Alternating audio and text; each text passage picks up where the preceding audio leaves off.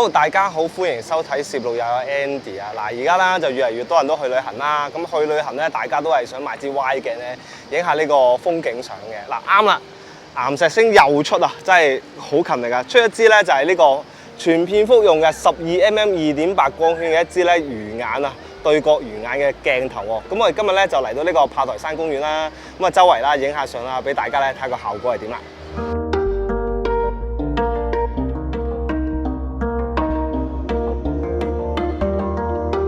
咁啊，又係啦。首先啊，講下鏡頭外觀先，一樣啦，都係咧一貫咧岩石星嘅鏡頭嘅外觀啦。例如好似呢個對焦環啊、光圈環啊，都有呢個車胎紋啊。但係咧，成支鏡咧都係金屬鏡身嘅。咁啊，呢個鏡身啦，包括埋咧就會有個鏡頭蓋啦。咁但係咧我唔知點解岩石星咧成日出啲鏡頭咧，啲鏡頭蓋都好難攞出嚟嘅。可唔可以再研究下咧？其他嘢我都覺得 OK 嘅，係個鏡頭蓋啦。咁鏡身嘅重量咧就都幾零丁嘅，係757.5 gram 咯。咁啊，呢個重量嚟講咧，我覺得係其實重一啲啲。咁但係如果係以咁大個玻璃啊，咁呢個嘅鏡嘅質素啊，咁歪嚟講咧，其實我覺得係可接受嘅。咁呢支咧係一支嘅對角魚眼鏡頭啦。咁你見到啦，鏡片咧佢係突出嚟嘅喎。咁所以咧，佢就用唔到咧一般嘅 filter 噶啦。咁而光圈環啦，佢今次咧就會有一卡卡嘅，咁啊方便咧知道大家咧即係扭到去邊度啦。咁而對焦環咧都非常之順暢嘅。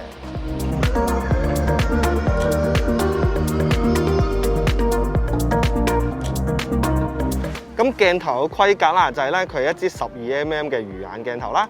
咁光圈啦，最大可以2.8光圈啦，最細咧係可以去到16光圈嘅喎。佢係一支全片幅鏡頭。咁啊，我手上呢支就係 Sony mount 啦。咁佢仲有呢個 L mount 啦、RF mount 啦同埋 Z mount 嘅。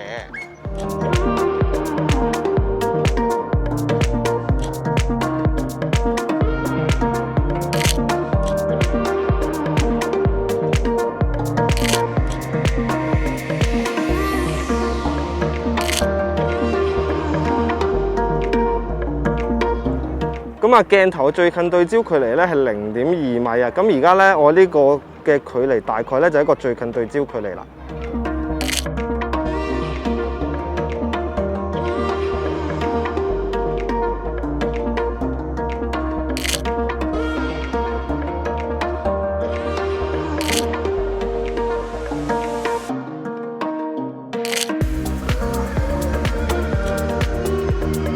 咁究竟12mm 魚眼有幾闊咧？嗱，好似而家 Perry 用緊呢支啦，咁佢就係18:50 APS-C 嘅鏡頭啦，即係等於24:70左右啦。咁你見到咧，其實一支鏡咧，一個鏡頭影唔晒咧呢兩個字嘅喎，即係維多利亞港啊。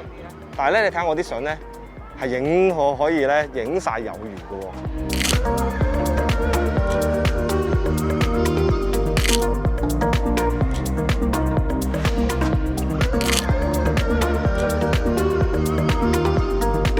係啊，嗱，呢度已經影到你㗎啦。我去到邊度？呢度都入，呢度都入，但係爭少少。OK。即係我要睇咧後方先。嗯，係啊。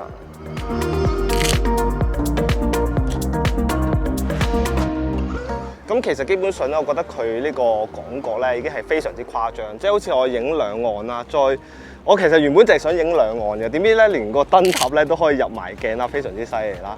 但係最誇張都未至於啊，好似咧後邊呢一座嘢，其實我成日都唔知呢座係咩嚟嘅。咁啊，一般嘅鏡頭咧，就算廣角都好啦，你都未必可以一張相影得晒噶嘛。但係而家呢個咧係可以一張相就影晒，非常之犀利。Perry 喺呢個位已經入鏡啦，已經影埋佢啦。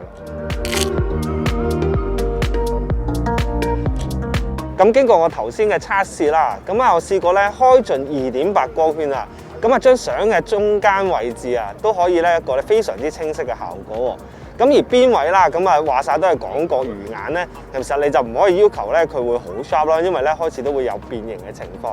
咁但係中央位置咧係非常之 sharp 嘅，係一個非常之可用嘅範圍嚟㗎啦。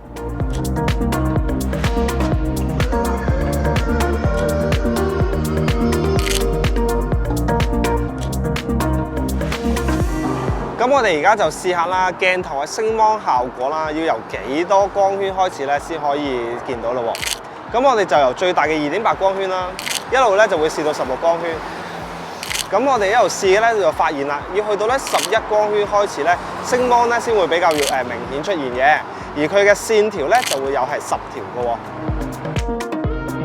咁大家頭先就睇過啦，有啲星芒係個情況會係點啦。咁但係頭先我都試過咧對啲街燈咧，對住一啲比較強嘅光源咧，都會見到有啲 flare 出現。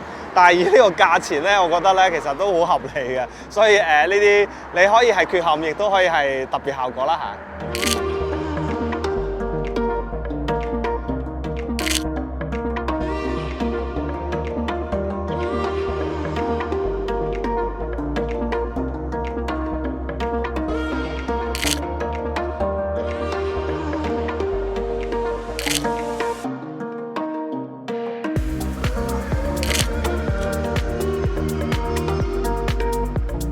咁以今日啦，咁啊試過支鏡頭啦，對比翻佢價錢都係2000幾蚊咧。其實我覺得支鏡一定係有一啲嘅少少嘅缺陷啊，例如我話有啲 flare 啊，有呢啲嘅情況啦。咁但係如果以2000幾蚊啦，開到2.8都 sharp 啦，咁啊亦都有大光圈嘅話咧，其實我覺得都物超所值㗎啦。咁所以大家有興趣咧，即係嚟去旅行啦，多支鏡去做試啤嘅話咧，尤其啲風景鏡啊咁呢啲咧，我覺得都係一個唔錯嘅選擇。好啦，條片就到呢度啦。如果中意我哋條片咧，記得要 like、share 同埋 subscribe 我哋頻道啦。記得撳埋鐘仔就會第一時間收到影片通知㗎咯。咁我哋下條片再見，拜拜。